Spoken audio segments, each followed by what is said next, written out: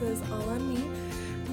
But once I'm all done cleaning, I am going to be making green enchiladas with rice and beans. And being that I live in New Mexico, the Hatchgreenchile is world famous. So I will be sharing my recipe on how I make green enchiladas. So be sure and follow along. That recipe will come once I'm all done cleaning my kitchen. Let's clean together. Hello everyone, and welcome back to my channel. If you're new here, I definitely want to encourage you to subscribe for more videos. Be sure you give this video a thumbs up once you're all done, and I'd love to hear from you in the comments if you will be making this recipe for your family. Today's video is also in collaboration with my wonderful friend Gigi, also known as Thoughtful Savvy Mom, over on Instagram and YouTube. She did a cook and clean with me as well today and made this amazing dinner. So be sure you check her out for her awesome recipe on that. She's also a wonderful wife and mom of 3 beautiful girls. So be sure to check her out. Her YouTube link will be in my description box, and be sure to let her know that I sent you.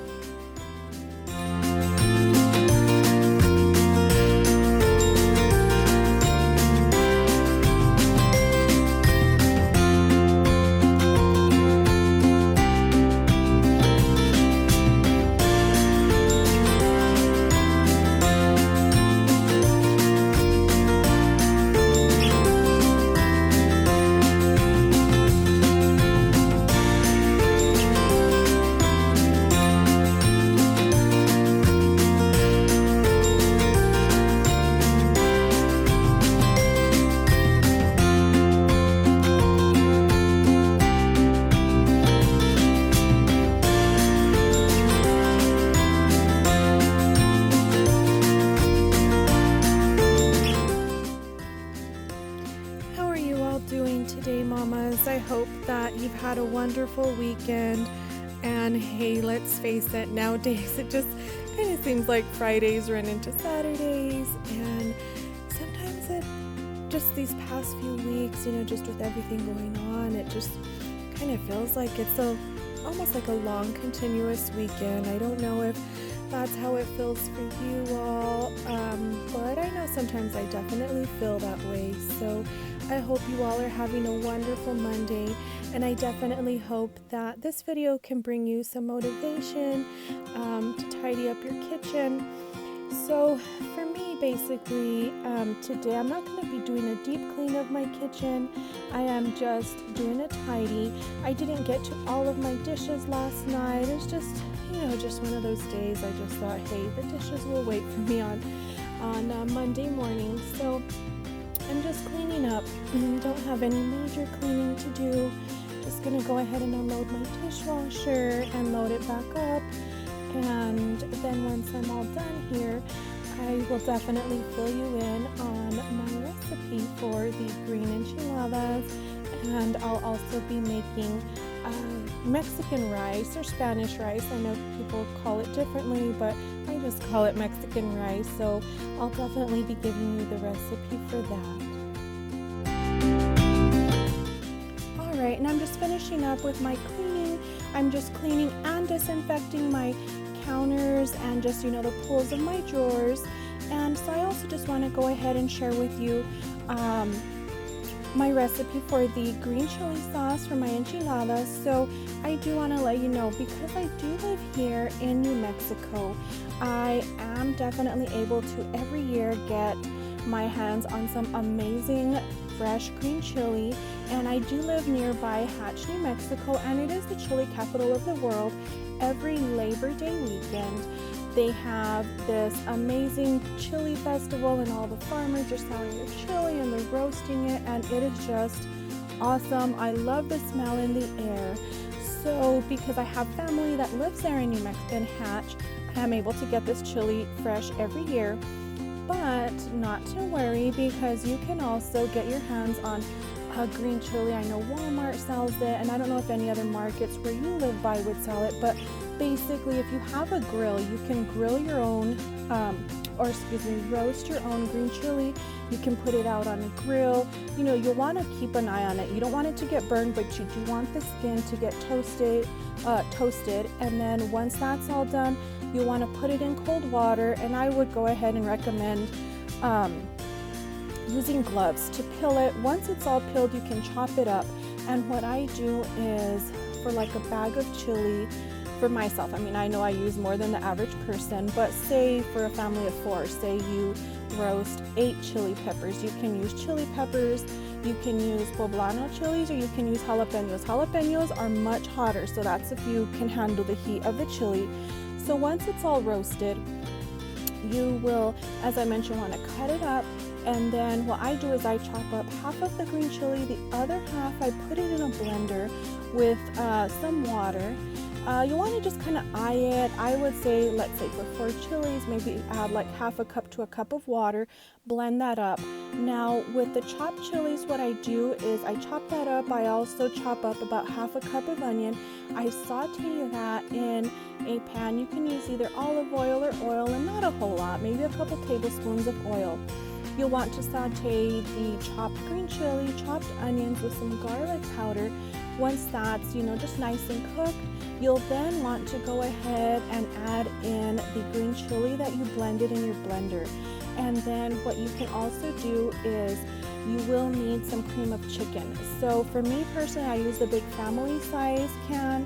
So for like a family of 4, you would just want to use a normal can of cream of chicken. You want to add that into your chili mixture, add another can of water into that, and go ahead and add in some salt to your desired taste.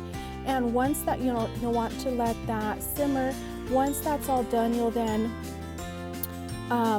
just let that cook for a little bit, and then you will, at that point, you will go ahead and dip your corn tortillas in there, and you'll start layering your enchilada as a casserole. And I'll go ahead and get to that as soon as you see how I fry my corn tortillas.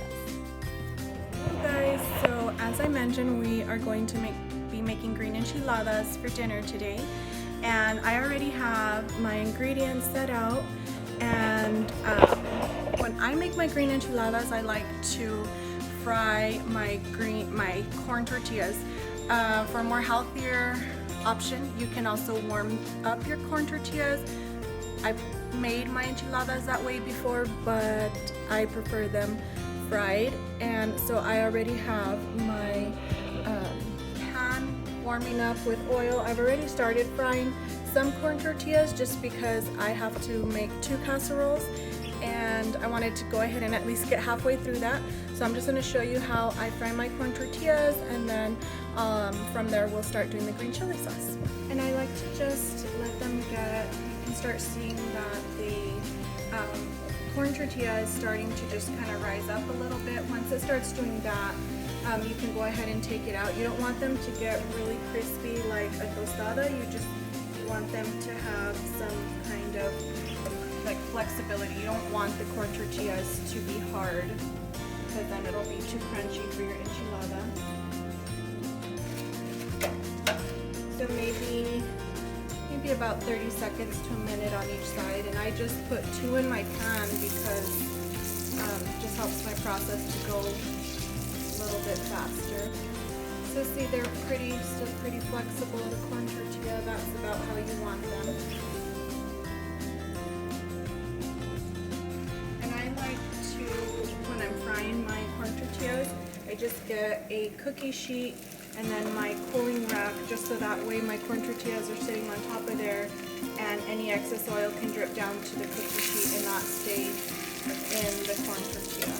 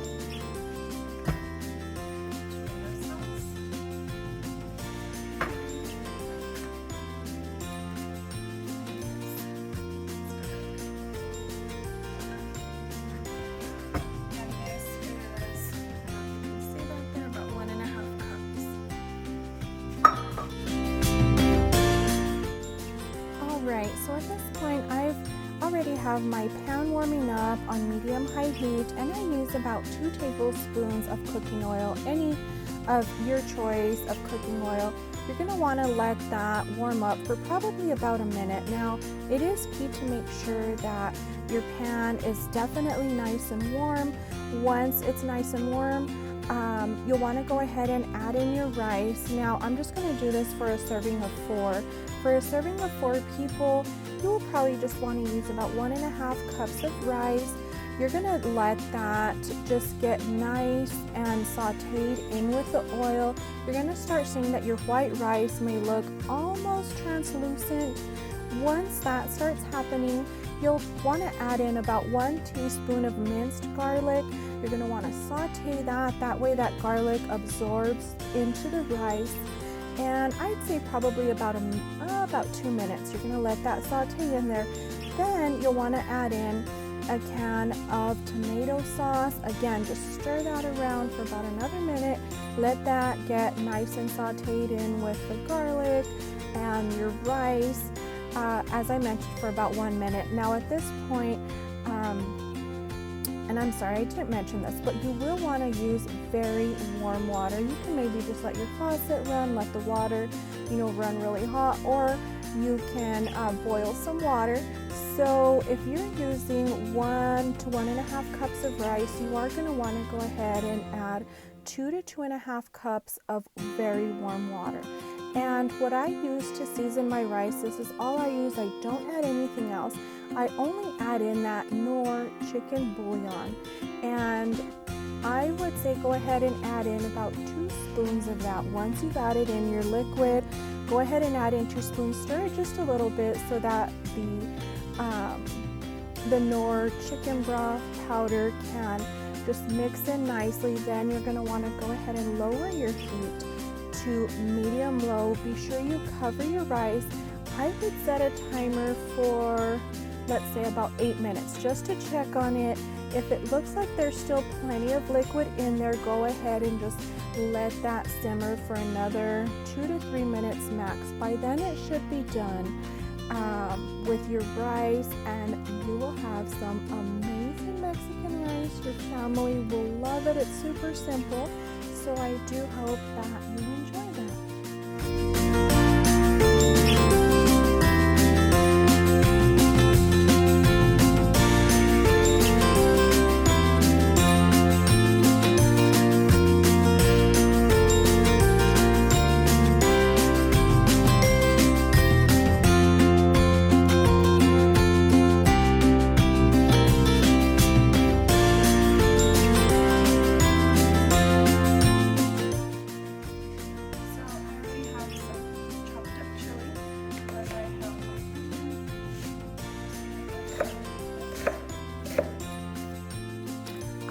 So now for the green chili, as I mentioned, I do live in New Mexico, which is very close to Hatch, New Mexico, which is the chili capital of the world. And every Labor Day weekend is when all of the chili is harvested, and Hatch has this really big chili festival. And they sell the chili, they roast it, and it's just a huge thing. They get thousands of visitors every single year, and it is just one of the best things to attend. I have attended that since I was a young girl, and it just holds so many fond memories for me. So anyway, that's how we get our green chili every single year. However, if you don't live close by, you can also find the Anaheim green peppers.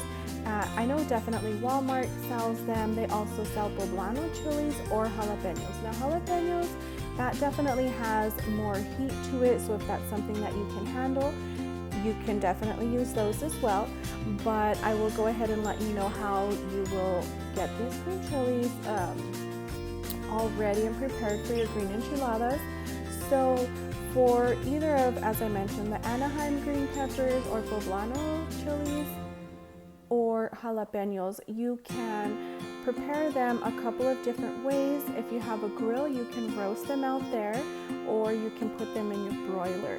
So either way, if however you choose to prepare your chili, you do want to roast them. You don't want to burn them. You do want to, continually turn them like every couple of minutes. You want to make sure that the skin on the green chili does get roasted once it's all, pretty much like a really dark color to where it's like a black in color. You want to go ahead and soak them or cool them off in a cold water bath for, let's say, 2 to 3 minutes. Be sure you use gloves while you're peeling the peppers or the chilies, and then you can go ahead and start chopping them up. And as I mentioned, you can, let's say you have 8 chili peppers.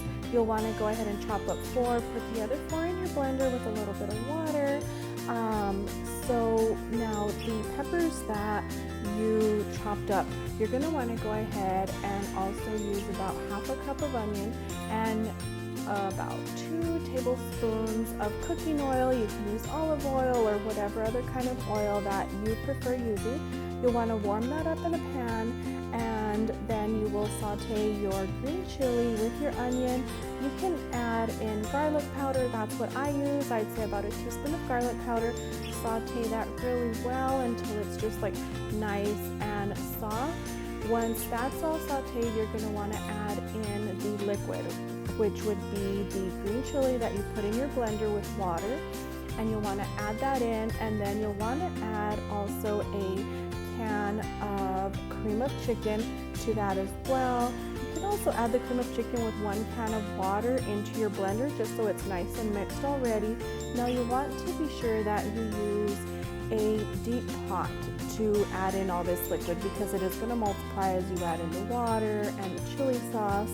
So once that's done, at that point, you can use garlic salt to season, or you can just use regular salt, whichever you prefer. I personally use garlic salt and salt. I just taste that, and it does really come out. It's so amazing. So you want to go ahead and let that cook for about 2 to 3 minutes, then remove from the heat. And what you'll do is you will get your fried corn tortillas. You'll dip them in that chili mixture, then put them out in your casserole dish, and then you're going to want to put cheese and then your next layer of corn tortillas. I personally use about 4 rows of corn tortillas for my casserole. Now once I get to the last row, you'll add in your green chili sauce, just a little bit more, that way the tortillas are not so dry, and then you'll add on 1 layer of cheese. Once that's all done, you'll bake that in a oven at 350 degrees. You want to cover your casserole dish with foil, and you will bake them for 30 minutes. And then of course you can top with additional cheese or sour cream, whatever you prefer.